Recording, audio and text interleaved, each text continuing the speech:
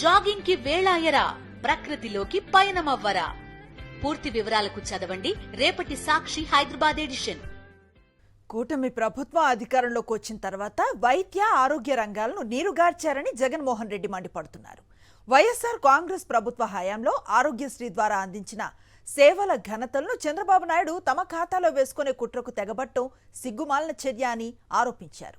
తాము కొత్తగా 17 ప్రభుత్వ మెడికల్ కాలేజీల నిర్మాణానికి పూనుకొని 5 కాలేజీలను పూర్తి చేస్తే చంద్రబాబు ప్రభుత్వం వైద్య కళాశాలను ప్రైవేటు పెద్దలకు అమ్ముకోవటానికి రెడీ అయ్యిందని విమర్శించారు.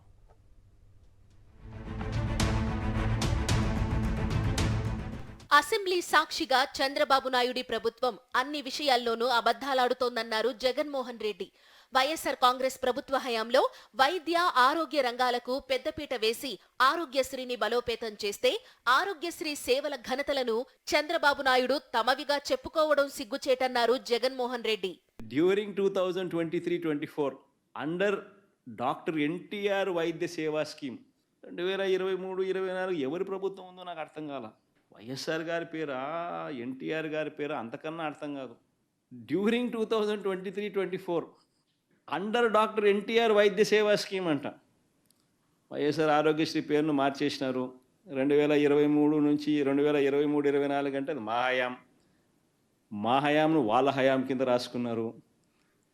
డాక్టర్ ఎన్టీఆర్ వైద్య సేవా స్కీమ్ కింద 13,22,319 మంది పేషెంట్లకు మేలు జరిగించినారంట. 3,762 కోట్ల రూపాయలు ఖర్చు చేసినారంట.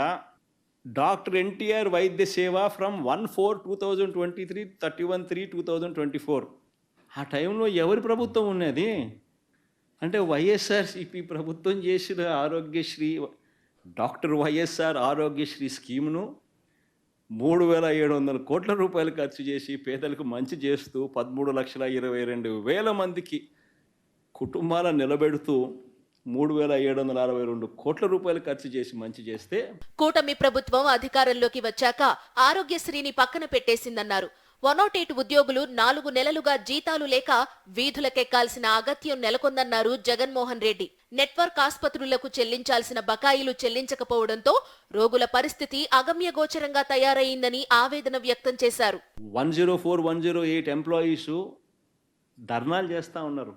మీ ప్రభుత్వం వచ్చి 6 నెలలు అయితే 4 నెలల నుంచి జీతాలు అందడం లేదని చెప్పి ధర్నాలు చేస్తూ ఉన్నారు.